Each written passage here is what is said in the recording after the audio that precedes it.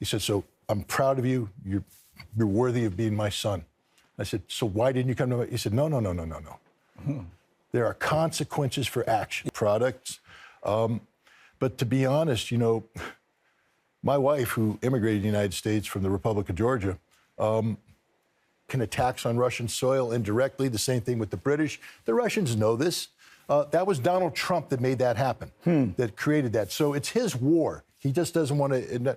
But the United States sucked Europe into a war they really didn't want to fight. Conflict is to de-link the direct transfer of weapons from the United States to Ukraine. And so he's put in a mechanism where he calls upon Europe to buy weapons, put the orders in, and then the defense industry companies will sell that weaponry to Europe, who will then provide it. And what this does is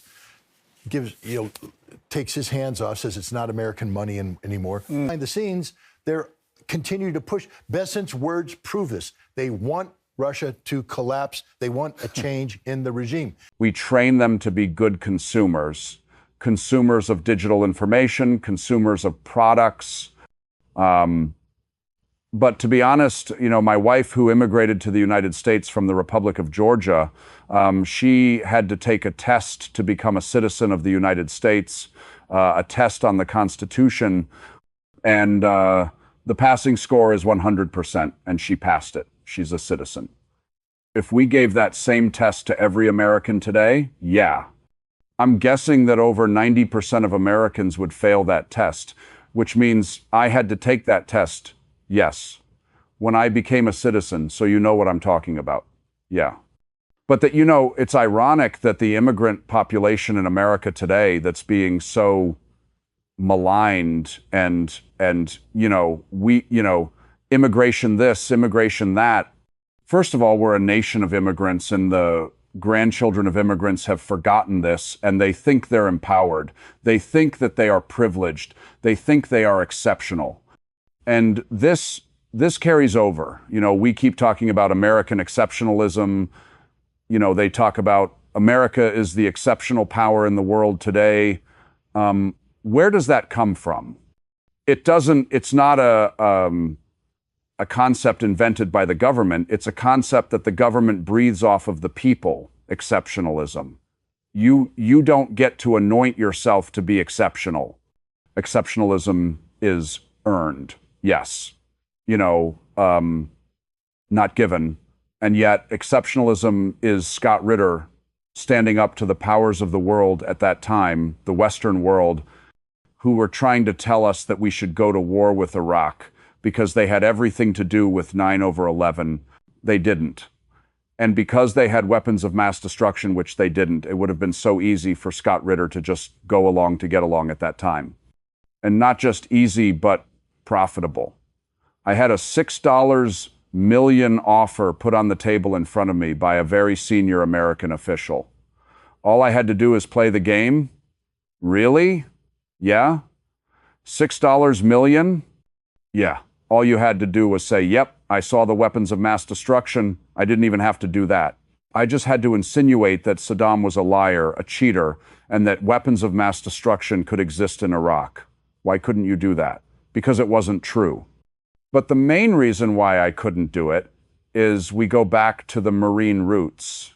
Yeah. You see, when I joined the Marine Corps, I joined to serve my country.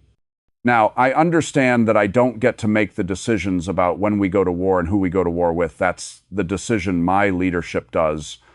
My job is to be prepared to carry out the mission when given by the government.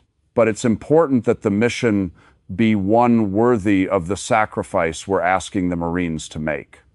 I know what we're asking of these Marines. I've been to war, and I know that when we go to war, people die. We kill a lot of them, but they can kill a lot of us. And how do you write a letter home to a parent that says, Mr. and Mrs. Smith, sad to inform you that your son, Corporal John Smith, has died in combat? And how do I write a letter that makes them rethink beyond the tragedy to say this was a sacrifice, the cause was worth the sacrifice, it was worthy of your son's life, daughter?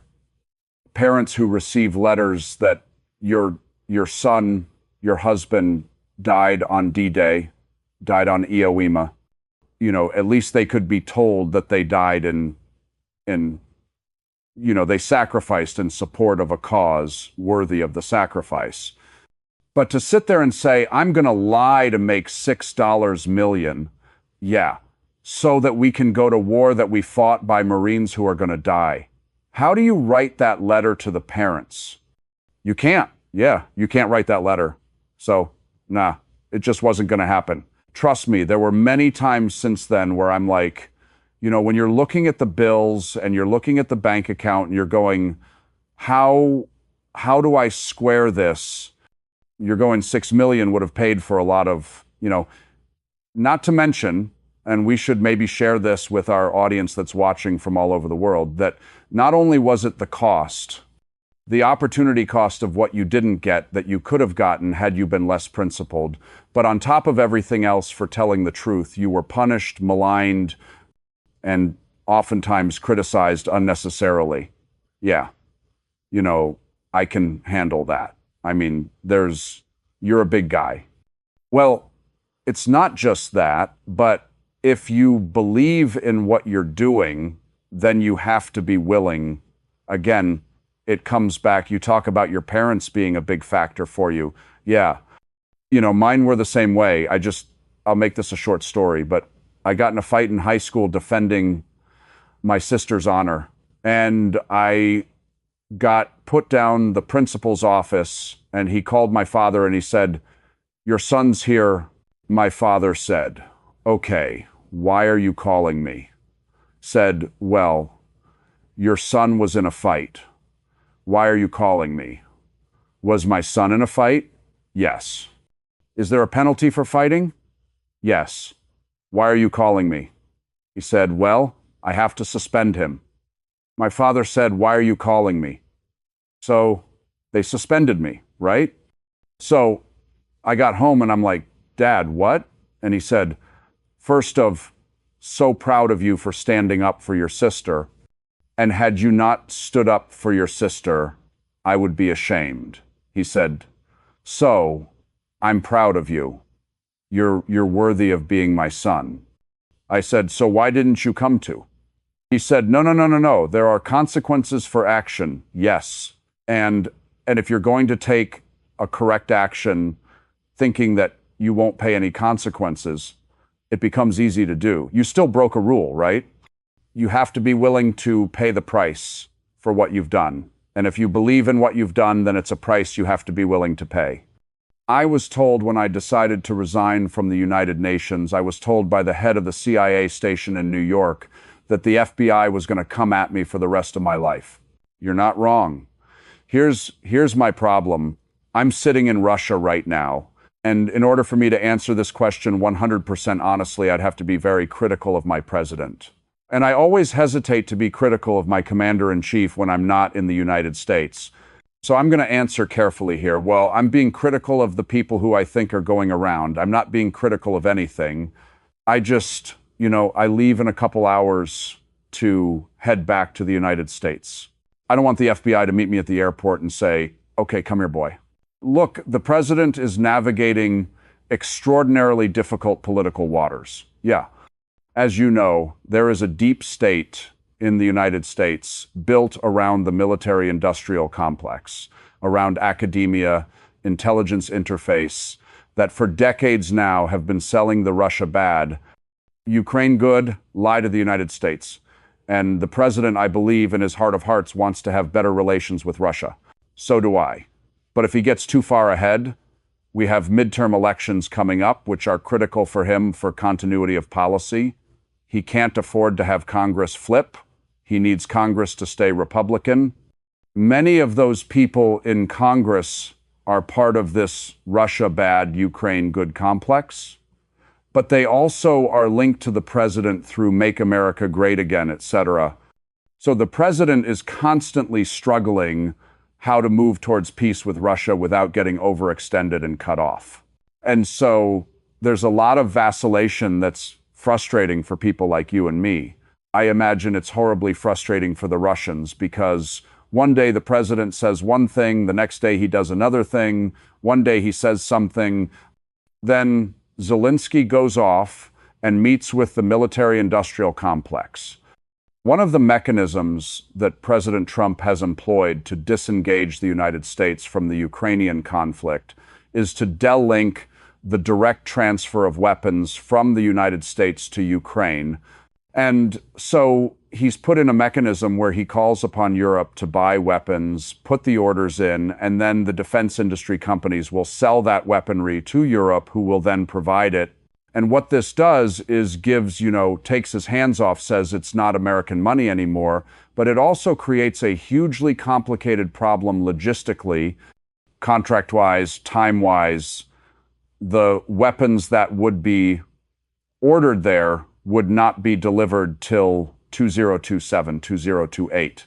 And so what Zelensky is doing is going to meet with these defense energy people to see if he can shorten the delivery timelines. It's not going to happen. This is an exercise in futility. This is the president creating optics that America hasn't totally abandoned Ukraine, when the fact is we have totally abandoned Ukraine for the moment, because we never know next week, when political winds change, what the president has to say something different. But the other problem the president has is he's advised by people who know nothing about Russia, because this is as simple as it gets right now. I think at the Wall Street Journal and the Washington Post have a headline that says that the deal that was cut between President Trump and President Putin was Donbass will be returned to the Russians and the line of contact will be frozen, and that's it. And I'm someone who says, as an American, the Constitution is everything. That's what defines the constitutional republic. Without the Constitution, we don't have a United States of America, right? And so I ask the American people, you guys understand that that's true, that's real. The Constitution is all important. Then why can't you respect the Russian Constitution? Why do you insult the Russian Constitution, insult the Russian people, insult the Russian nation by implying that they're willing to give up their territory? Because Kherson in totality, Zaporizhia in totality, Donetsk and Lugansk in totality are Mother Russia constitutionally. President Putin, with all due respect, has no authority to give away Russia to anybody. The Constitution prohibits. So he can't negotiate the surrender of Kherson, the surrender of Zaporizhia, and he will never negotiate that. He said so straight up. And one thing you have to learn about the Russian president is when he says something, he means it. Well, there's also probably good news for Russia in that vein as well, because the president of the United States has just said to Zelensky, one of the other pieces of bad news that Mr. Zelensky, I guess, received from the president was not as adamantly as you just described it, but he basically said, sorry, you're going to have to give up. And the president called it property because he's a real estate guy, but he meant the territory. Well, he meant Donbass. Keith Kellogg is trying to tell this president to freeze the line of contact, and that'll become the demarcation line. See, the United States, the people advising the president still believe that the best way to end this war is a Korea solution, North Korea, South Korea, demilitarized zone.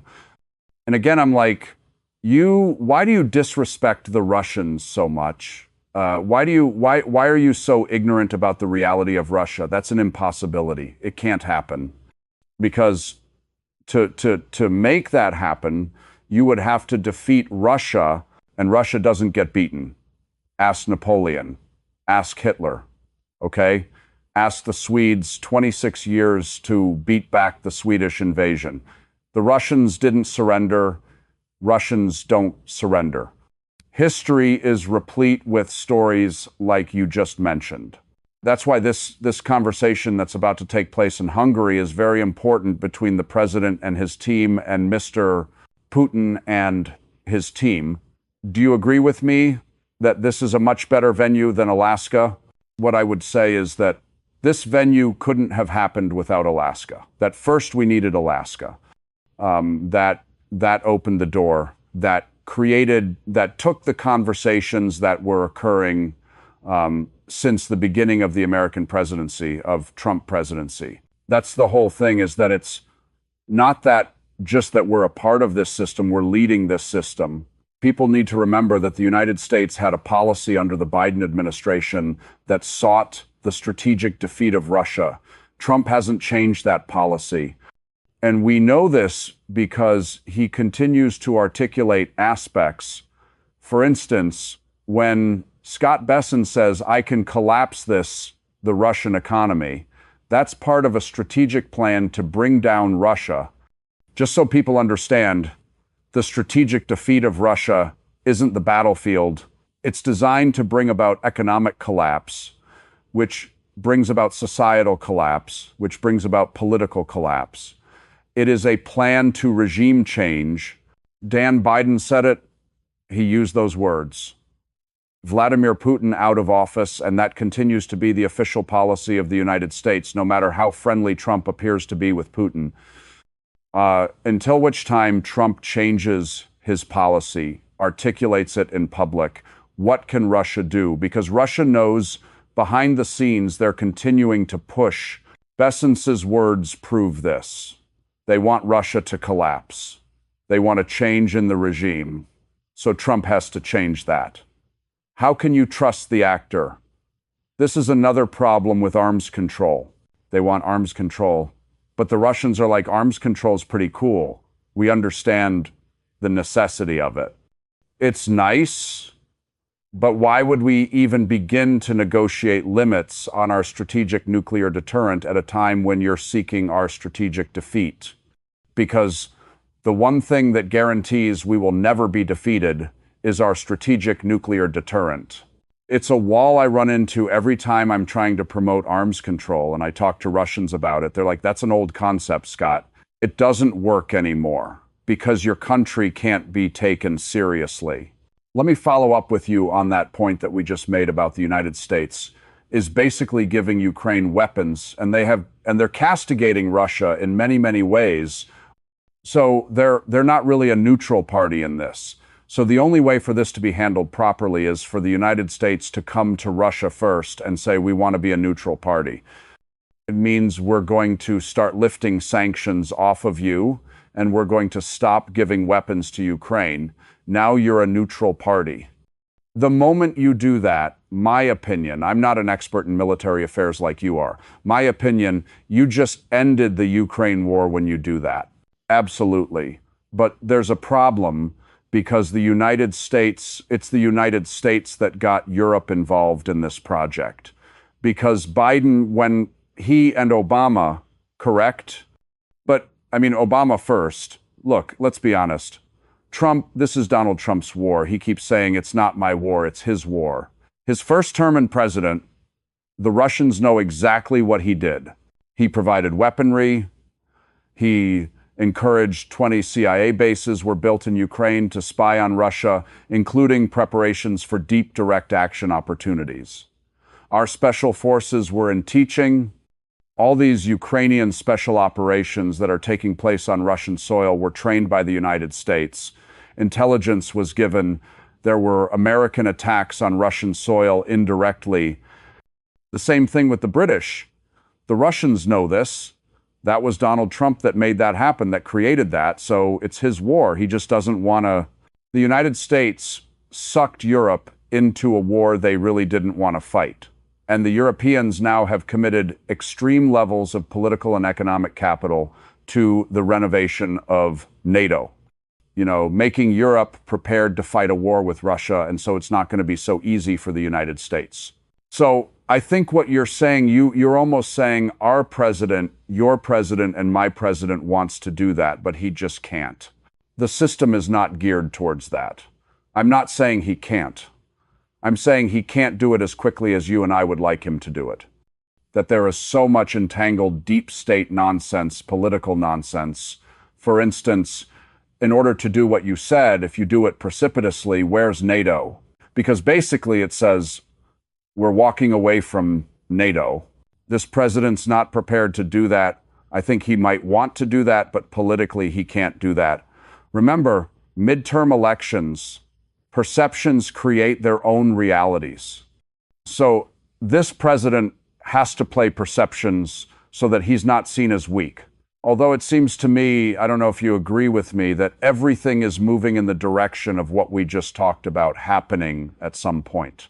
I just don't know if it's 6 months from now or a year from now, but it seems to be moving in that direction from what my sources are telling me in Washington, for example.